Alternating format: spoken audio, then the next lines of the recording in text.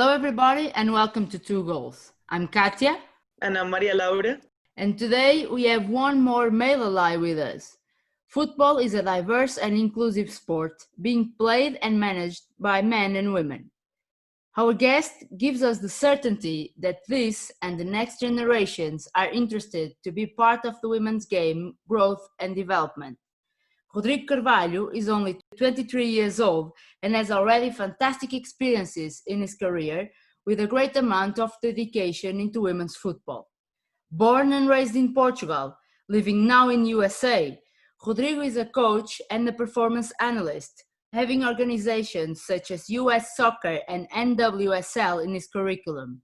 He is here today to share his career and perspectives with us. Rodrigo, welcome to Two Goals. Hi, Katia. Hi, Maria. Thank you for this very pleasure introduction. I'm very happy to be here, and I'm ready to talk with you guys and just have a good chat and know more about the project, and you guys know a little bit more about myself as well, and hopefully help whoever's listening to us in any part of the world. Yeah, Rodrigo, thank you, and let's do it.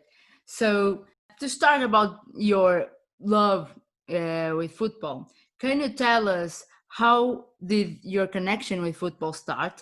And especially when and how was the moment you felt interested in women's football?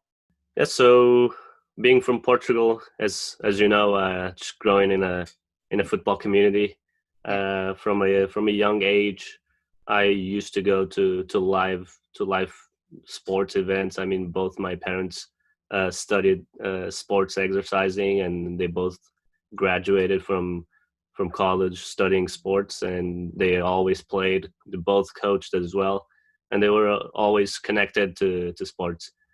From a young age, I used to go also watch a lot of basketball games because I had a family member that was always connected to professional basketball in Portugal, and just sports was almost all I knew, and I really enjoyed it from a really young age. And I started playing when I was 6, I think. I know I cried the first time my parents dropped me at a practice, but they knew I really enjoyed it.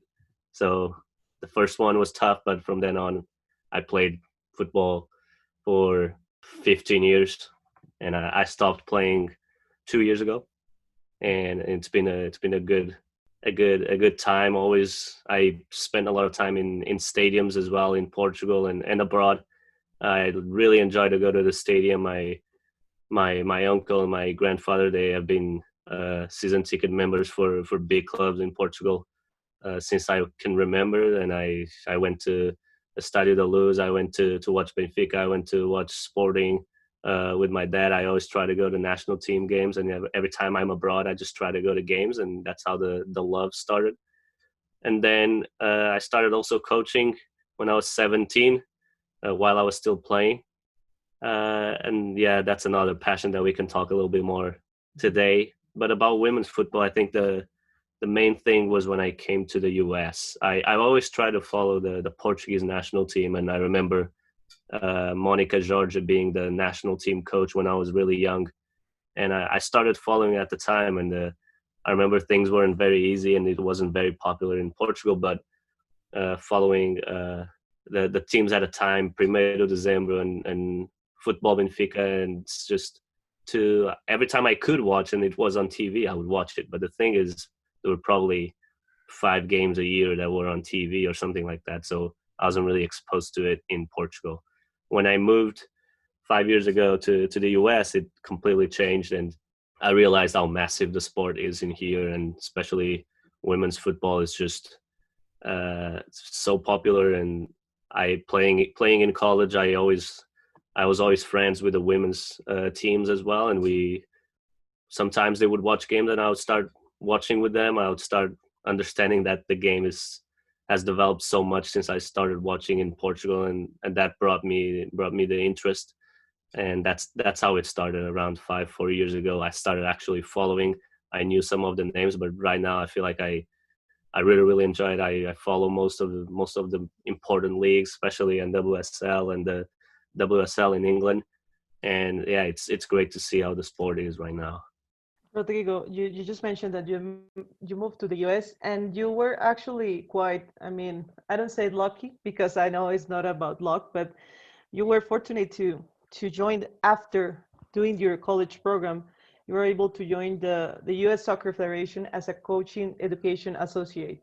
So I would like to ask you first a question related to how you were able to connect where you were while you were studying to connect with the US Soccer Federation. How were you able to get this job so soon? And then can you please tell us about this experience, the specific things that you did? Did you have many women colleagues in the US Soccer Federation? And if you work with women's football related tasks, can you develop on which ones? Yeah, so as you said, it was a little bit lucky. I mean, I studied for 4 years here in America, and I always knew I wanted to work in football. And in my senior year, in my last year in college, from starting in November, once my football career ended, I just started building, I don't know, my resume, started understanding how the market works, what things I could be doing. Honestly, I found a great website here in the US, which is called Teamwork Online, and there's so many sports jobs available, and you start to understand what type of things are required for certain positions. And I remember it was almost in the last week, it was about in April maybe, I saw an opening for that position for an associate with US Soccer, and I remember I used to say I was probably the first person to apply because I had everything ready to apply for jobs. And once I saw it, I think it was published like 2 minutes ago on LinkedIn. I just applied immediately, and I didn't know anyone that could help me with the process. I just applied, and for 3 months I didn't hear anything. And then I had a first call from them. I had an interview, and in a week, basically, it was almost confirmed that I got the position, which was great. Then I didn't make it for document reasons that got delayed. I wasn't able to join it that summer. So I coached in the college I was studying for 6 months, and I was able to join the federation in January, and they were super helpful, and they got me back even though they could just moved on. They just helped me, and in January of 2020 I just joined the federation. It was, as you said, coaching education associate. I was mostly involved in the coaching courses. There is a big facility in Kansas City, which is where I work, where we hosted a lot of the most important courses in the country. Once I was there, I saw Laura Harvey, which is now the under 20 national team coach, but at the time she was coaching Utah Royals. I saw a few professional coaches from the MLS there, and it was a great experience to be exposed to professionals and to talk with them. My job was mostly administrative one, so I wasn't really teaching the courses. I was just helping with everything to make sure the courses would go well, and I could attend them as well, which was great, being on the field or in the classroom. And in a women's perspective, I had my team in Kansas City. We were about 9 people, and 2 of them were women. The rest were men. But one thing U.S. Soccer does pretty well, in my opinion, is they try to balance out the number of female candidates and male candidates in the coaching courses. Unfortunately, it's not 50% yet, but I remember all the B courses and the A courses, there would be openings that they would save specifically for women, which is great. And I think it's a great way to include them in the debates. It's a great way to include women coaches in the top conversations, and just to show that everyone can be at the same level of knowledge. And that was really, really good to see in the courses and while they're doing their homeworks in the hotel or in the lobby. And it's just great to see that mix of sharing experiences, which is mostly what the sport is about. Yeah, and thank you for sharing that with us. Of course, we've seen some accomplishments as this week with the news from the US Soccer and in this case the national team. We are seeing some progress, at least in the USA. Let's hope that this spreads to all the continents around.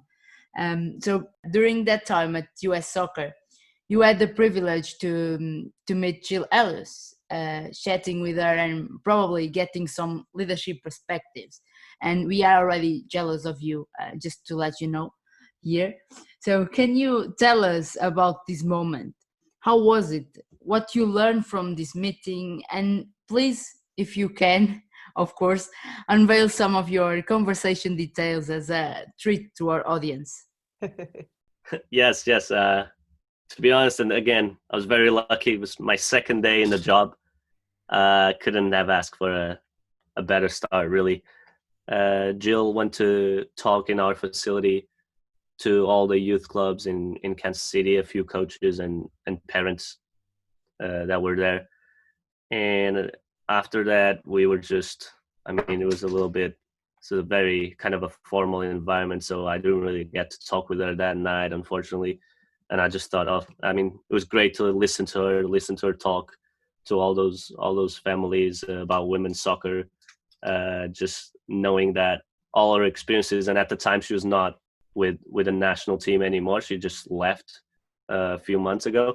But it was great to understand how she got to where she was, how she went through all the levels of the sport, from youth to high school to college to professional level to national team, and how she dealt with a lot of things. Right now, some of the things she talked about, we know through the series on Netflix that she was there present, which is Coach's Rules, if I'm not wrong, playbook, and we got to know her even better with that. But it was great at the time. So the day after, I get to my office at 7 a.m. and once I get, Jill is sitting on my desk and she's sitting on my chair, and that was surprising because I was the first one to get there, and we just talked. Yeah, she was waiting to go talk to one of the courses that we were hosting at the time, and we just talked about football, talked about the national teams. Once she knew I was from Portugal, we just talked about the Portuguese national team and how they played against Portugal in the year before, and how Portugal did really well, and talking about formations and understanding what she thought of Portugal, and then just talking about the game, the World Cup, how the game has been evolving, and it was really, really, really good and a great experience. And I doubt she remembers it, but I mean, for me, second day in the job was just so good, and I'm very lucky again to just meet her. But actually don't count on that. I have witnessed, I mean, of course they met a lot of people. They are really like, we are their admirers, but they do remember faces. So maybe someday you will work with her in the future. Maybe that would be great. Yeah. Yes, no, I'm sure. But after this amazing experience, after being a coach in Education Associate, you had the chance to join the NWSL to work on the Challenge Cup, a unique women's football tournament with a format adapted to these pandemic situations, specifically inside the famous bubble. Can you please share with us how this experience was as a whole? How did you contribute to it? And maybe just to share some exactly details of what were you able to do daily on that tasks? Yeah, so it's funny because of the pandemic, I actually lost the job at US Soccer in around April, and it was supposed to last at least until June or July, and unfortunately it ended a little bit early. So even though I was working on a few things in between there, I remember in May I just saw the opening, and once it was announced, the Challenge Cup, I was just trying to figure out how could I maybe work there. And again, I saw the announcement, I saw the job on LinkedIn or in that website that I talked about, Teamwork Online, and immediately I just applied. I was really willing to do it. I just felt like it was a great opportunity, even though in the middle of a pandemic, going to Utah, which I've never been there, just figuring out, doing the COVID test, which I never did before. There was just so many questions at the time. It was still the beginning of everything, and I applied to it. The process was fast again. It was just a lot of people that I think applied, and once we knew, 2 weeks after, I think we had a few interns. We were four interns in the operations part, which is what I was working mostly on. So making sure, again, everything goes well. I mean, from the game organization to the stages to of championship to how teams are traveling, where teams are staying, what time do they eat.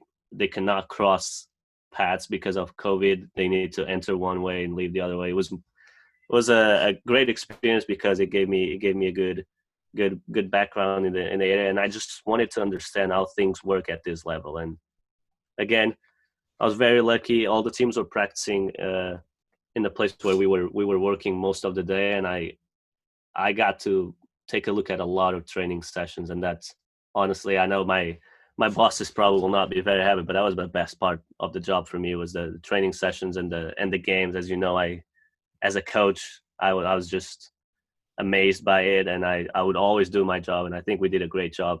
As you know, no COVID tests positive during the entire bubble. It was the first successful bubble in the world.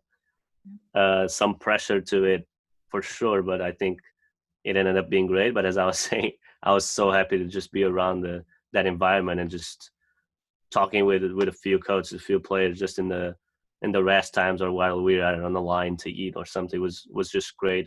And seeing how big and how many great professionals the league has right now, how Lisa is just a great commissioner, and that was just impressive. And she's such a great person and great professional, and that's for sure one thing I'll take from the experience. And anything you guys want to know, please just ask. I could be talking for hours, but if there's anything specific, feel free, because it was a really good experience, and I'm very grateful to do it, even though it was just for a couple of months.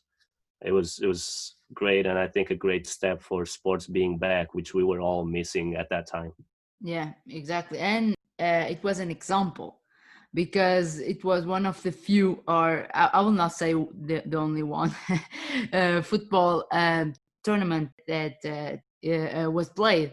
In this case, was played since the beginning. But for example, in Europe, all of the tournaments were cancelled, which was the most easy thing to do for everybody. Which, of course, we can say that is women's football is not, people are not taking care of women's football as they should, but same time they decided to do that. So at least in the USA, they took care of it and they did it, and it was an example for everybody. It was a women's football tournament as an example for everybody, even though one team did not participate, which was fine. It was their own decision.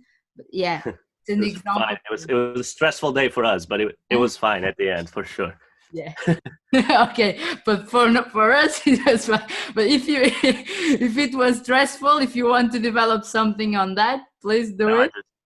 I just remember exactly what I was when I saw the news that they weren't coming, because everything was planned, everything was done, as you probably could tell, and it was great that they made the decision. And I mean, it was safe, and I'm glad they were safe and nothing bad happened, and that's the most important. And we always wanted things to be safe, but at the time, everything needs to change in a few hours. All the plans we made for the next weeks had to be adjusted, and that's great work from the leadership group, again from the league, which they are great. And another thing I wanted to mention was NWSL was the first league to do something about the racism that was going on, and it's still going on in the US.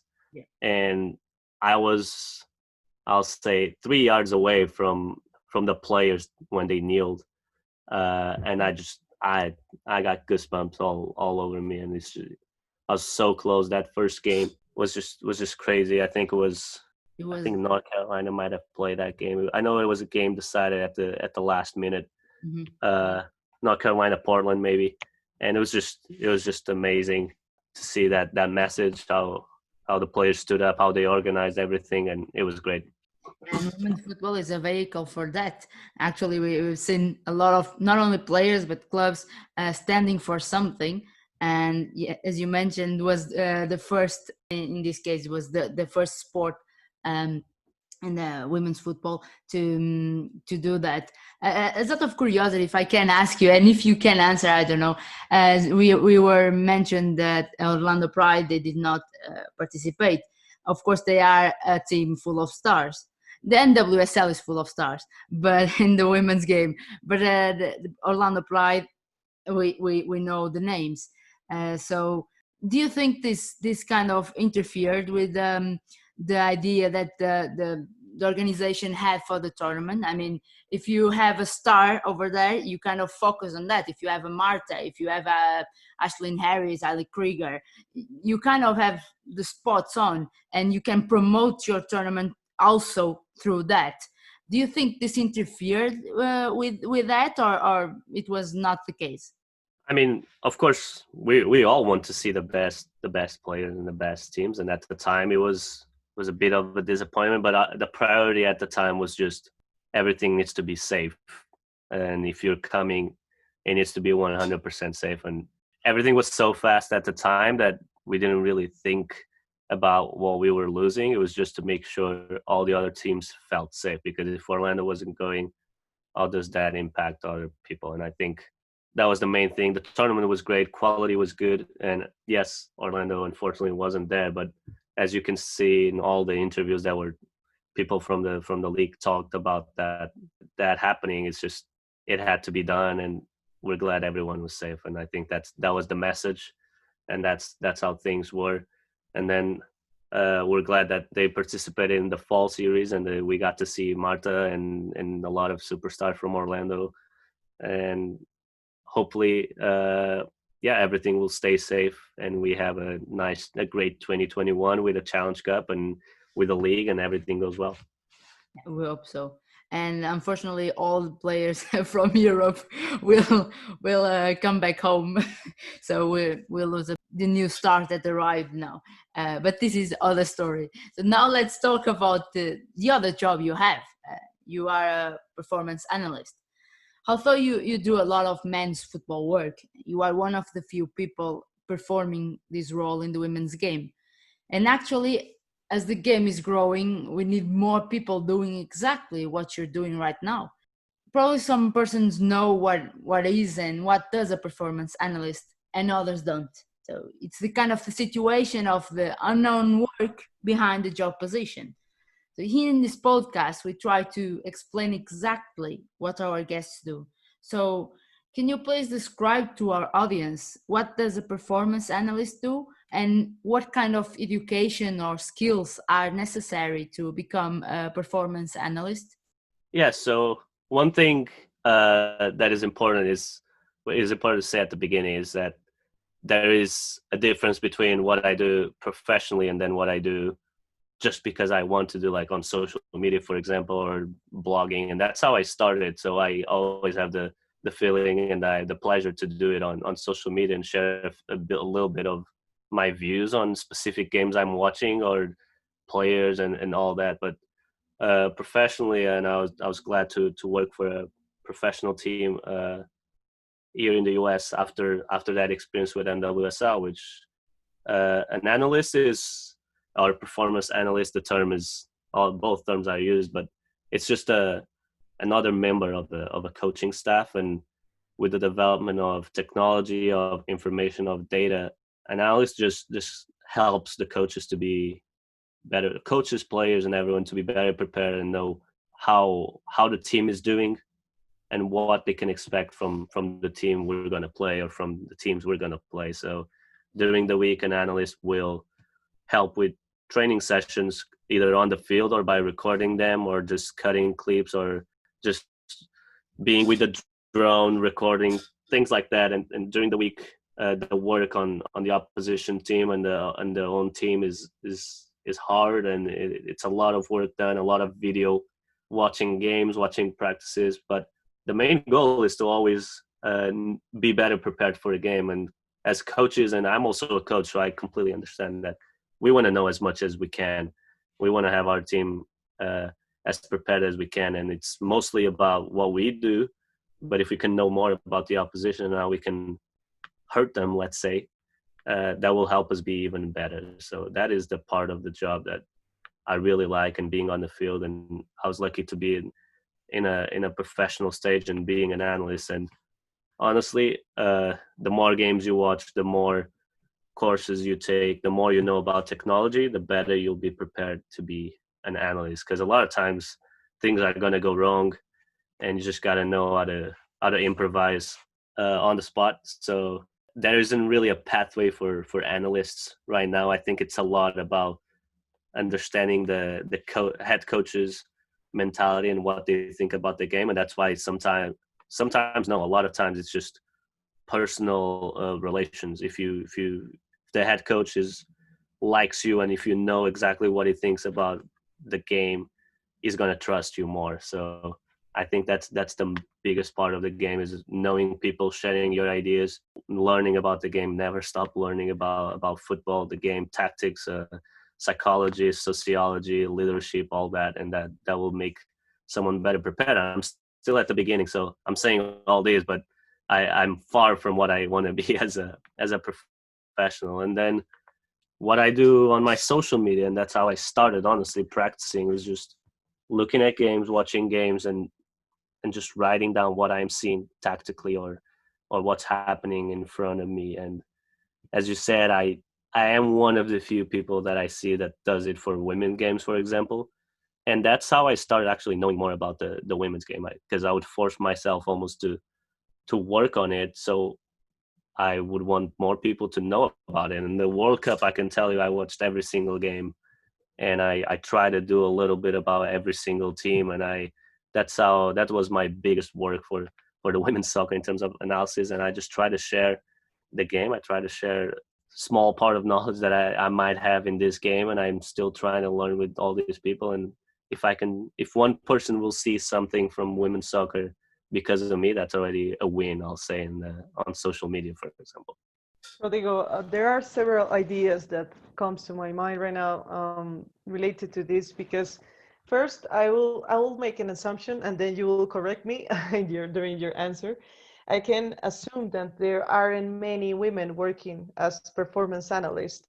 Not even, I don't mean for the women's game, but I can assume that like for the men's game, that's barely possible, I think, because that's normally something that happens in general in areas that are related to data. I mean, there's still a lack of women working on those areas because, well, I mean, normally it's also something related to female being advised on working in soft skills and, let's say, communication and professions related to relating to others, rather than studying math or engineering or become data analysts.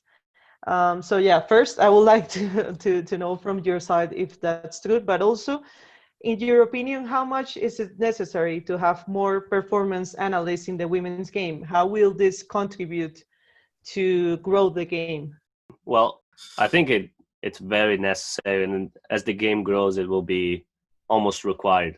Because right now, what I think happens a lot in the women's game is coaches do the analyst jobs as well. So, I mean, even if it is as a budget prevention and budget, just controlling the budget a little bit more, you don't spend it on an analyst, and the coaches just do just share tasks to analyze the game, for example.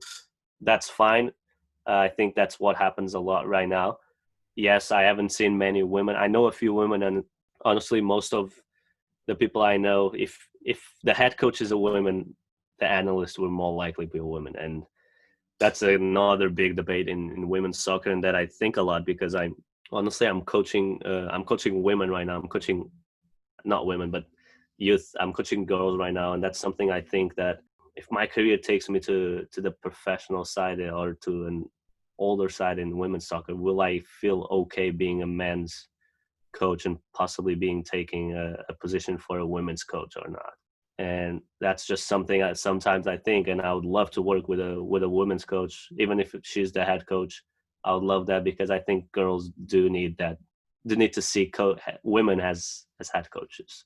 And it's the same with analysts. I mean, the more women that are around, the more people will know, and women will know that they can do that position. They can learn, and they can do the same career and pathway that those people they're seeing on TV or on social media or in the analysis on blogs and on websites. They will also be able to do it. And I think with analysts is the same thing. And performance analyst is a recent job, so a lot of clubs don't have it. A lot of professional clubs, men's teams don't have one. All over the world, of course, the best ones will do. So as the game grows, as women's soccer grows, more women will be learning about the game, will be more interested in that part of the game, and they will want to be coaches. They will want to do some analysis. They will focus on the tactical side, and that's how we hope the game keeps growing.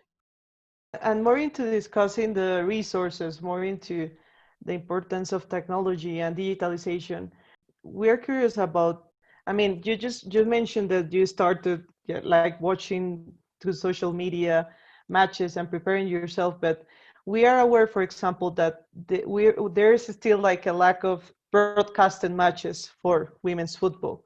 So could you please tell us what kind of difficulties do you face right now to analyze a women's game nowadays? Yes, so nowadays it is definitely getting better. And if you're talking about NWSL, WSL, and most first divisions in Europe, at least in bigger clubs, you'll be mostly fine to find them if you're a professional, because through websites like Instat or Scout, most people that work in professional football, they have the ability to get to those platforms. If you're a fan, it is a little bit different, and a lot of times probably you can't find streams for some divisions. But I can give you an example. 2 years ago, not 2 years ago, a year and a half ago, I was doing some work for Braga, the team that was going to the Champions League last year, the women's team. And in the summer, I was trying to find games for all the teams that were going to play in the qualifying stage, which was a team from Cyprus, a team from Finland, and a team from Hungary, if I'm not wrong. I could be wrong. I don't exactly remember, but it was something like this. From Austria, one of the teams was from Austria. It was Sturmgras. Then was a team from Cyprus, and I don't remember the third team. But I had to dive really deep into internet and websites I was not familiar with to find the rosters of those teams, to find who is number 27, who is number 13, to then do a good job of analyzing those teams and having reports well done and without false information. But it was really hard at the time. I had the games, and that was relatively easy to find through those platforms I talked about. But just knowing which player was who and how many games have they played on that position, or which rosters they've been using, that was a tough task at the time. And that's just a small example that would probably never happen in the men's game right now. And it was hard at the time. I think things are getting a little bit better, and the more the sport is talked about, the more we see sports, women's football on TV, the more we see women football players just getting good contracts and getting sponsors and all that. I think things will be a little easier, and they're getting a little easier for someone that is trying to just learn about the game and work in the women's game. Now let's talk about your roots, or we want an opinion from you. So you are coaching and living in the most searched country regarding women's football development, historically speaking, but you were born and raised in Portugal. So now you have these two perspectives, Portugal and USA, and you can analyze the status of the game and benchmark it. So how do you evaluate the women's football development in Portugal? In your perspective, how far are we from the game consistency, the competitiveness of the game, and professionalization? Yeah, so one thing we can't do, I think, it's to compare the US and Portugal, and that should not be the first step to do. I mean, overall, I think the work being done in Portugal has been great, especially in the past 5 years. I think overall it's a positive balance that we do through it, but we're still far away from having the conditions, from having the facilities and the clubs and the cultural mindset to welcome girls to be footballers. And we have only a few. I remember listening to the episode with Marianne, and she said we have maybe 6,000 people playing right now, which isn't a lot. I've been to a few tournaments here in the US where I definitely saw half of it just in the tournament. So on that scale, we can't really compare. We need more people playing. We need more women teams, and it's fine for girls to start playing with the boys. But I think at some point, if there's just girls teams, they will be more included and they can relate with other people. And when I was playing, I remember there weren't any girls teams. I probably played against 2 or 3 girls in my entire career in Portugal in younger ages, and that was it. We were forcing them to go to play futsal and go from 15 years old or 14 years old to play against 20 years old because there weren't youth teams at all. And now things are different. We are starting to have more teams that are under 17, under 15, under 19, starting to have competitive leagues. Our our league is getting more professional, and there are more professional teams right now. And I think that all of that helps. Having games on TV, and I've been lucky to watch a few games on TV, on Portuguese television, from the league, and that helps also girls to look at what they can become, and that's really great. I just think that it's going to be a slow progress, and it's been a slow progress, but we see the national team is doing better. This week was a good week for the national team. We see that more people are playing, more coaches. We have more women coaches, more women players, and I think that's the first step to start developing the game. And then the next step would be talking with people and just changing the culture and the mindset and the stereotypes that are towards women football players. But that would be something a little slower, and that will take a little bit more time. But I think it is growing. Let's talk about predictions. And unfortunately, I must say that Colombia won't be hosting the next World Cup for several reasons. But in the end, that's kind of sad because it's kind of close to my house. But with the development of and the growth of the game, do you think that the U.S. hegemony can be threatened already in 2023? What do you think, or who's going to be the one who take that USA kingdom? And since you were mentioning the Portuguese national team, do you think they will do, how well will they perform in the next World Cup? If they qualify. Right. Exactly. Thank you for that part, Maria. Thank you. I think qualifying would be fantastic, and right now we're trying to qualify for the Euros. And it wasn't as hard as it used to be, and we're not there yet, but we're very close. But if the Portuguese national team makes it to a World Cup, I'll say in this decade, that would be fantastic, and that would be a great step. And being there would be amazing, and we probably wouldn't win a lot of games, but just being there would be a great step for people to know. But in terms of the US, I do think there are a few things that could worry the US, but it's not really the US fault. It's just the rest of the world is developing to what the US has been in the last decades. And obviously Netherlands, France are 2 of the big national teams right now. I think Germany has been not as consistent as I would think, but they are always very strong as well. But I would look at Spain and England to be the teams emerging. I'll say I was really impressed with the Spanish team in the She Believes Cup. That was last year, or at the beginning of this year. It feels like a long time ago, and they did really, really well. And I was really surprised. And I think the game in Spain has been really, really growing. And with their passion for the sport and understanding the professional league now and what they have been doing, I think they could be a surprise. England as well, especially now with the league being strengthened by all these players coming from the NWSL. I think it could be very, very beneficial for them. And those are my top 5. I think England, France, Spain, Netherlands, and I think Germany and Japan share a spot in terms of big powers. of football. Australia coming a little bit after, and Brazil. But yeah, those would be my guesses.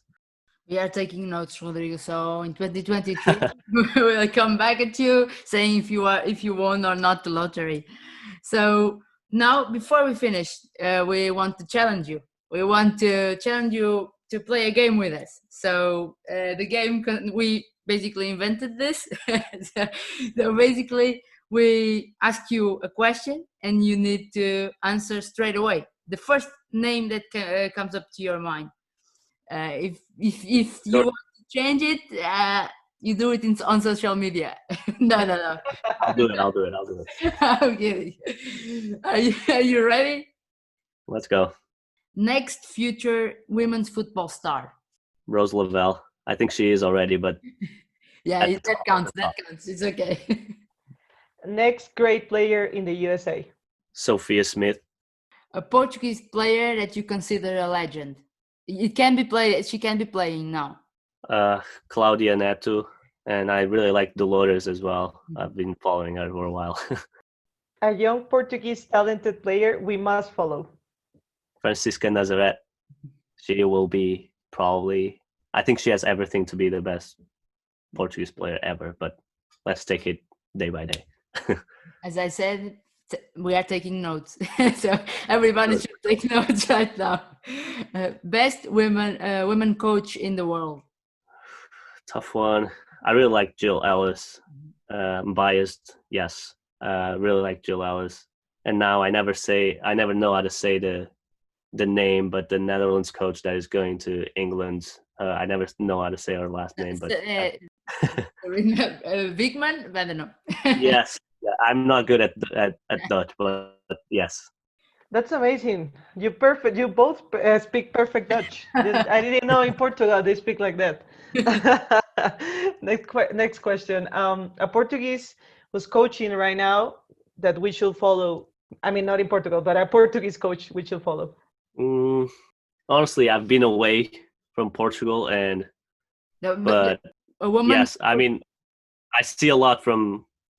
A few years ago, I would say Helena Coelho, but right now I do see, and I've been enjoying following Mariana Cabral, which was here, and I do think as a women coach, she does a lot for the game, and I like how she thinks about the game, and people can listen to the episode and know more about her for sure. But from what I see, and I'm so far away from watching every single game and youth teams, I'll say Mariana, I wanted to see at the professional stage or at the first division stage for sure. Yeah, I was pressing you, because if she hears this, if you listen to this, you're done. So, last one. Who will win the FIFA Best Awards? Is this the time I can rant about the FIFA awards or not? I'm just trying to see, because last year I disagreed with most of the choices, but I don't know who's going to win. I think from what I saw, I think Miedema should always be in the talks. I think Rose Lavelle should always be in the talks as well. And then if we go to Champions League, the best players in the Champions League should also be around. I really liked Wolfsburg and Harder. Penel Harder, yeah. Penel Harder that went to Chelsea. She did really well. And I think she could win it I think she did really well this year, and now in Chelsea she's also doing well. But it was a tough year because there wasn't a lot of games played, and the USL that didn't have as many games, so not a lot of players.